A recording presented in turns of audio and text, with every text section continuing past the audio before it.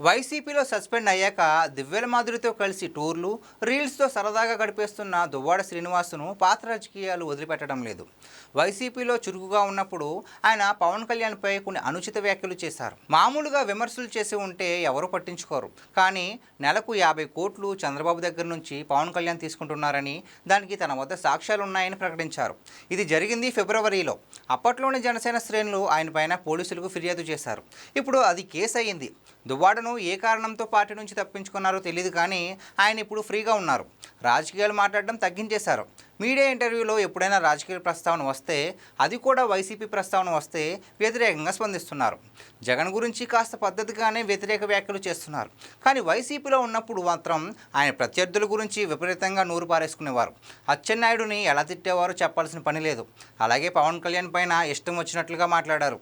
ఆయన రాజకీయాల్లో చేసిన ఘోరాలపై కేసులు నమోదయ్యాయనుకున్న సమయంలో ఫ్యామిలీ డ్రామా బయటకు వచ్చింది. అప్పటి నుంచి ఆయనపై ప్రత్యేకంగా కేసు పెట్టి అరెస్ట్ చేయాల్సిన పని లేదు. ఆయనే కావాల్సినంత వినోదం పంచుతారని సైలెంట్గా ఉన్నారు అందరూ. అదే జరిగింది కూడా. ఇప్పటికే ఆయన జీవితం నవ్వుల పాలయ్యింది. అయితే పాత కేసులు మళ్ళీ బయటకు వస్తున్నాయి. వైసీపీలో ఉన్నప్పుడు జగన్ను ఆనందింపజేయడానికి, పదవులు పొందడానికి చేసిన తప్పిదాలకు ఇప్పుడు శిక్షలు అనుభవించాల్సిన సమయం దగ్గర పడేలాగా ఉంది.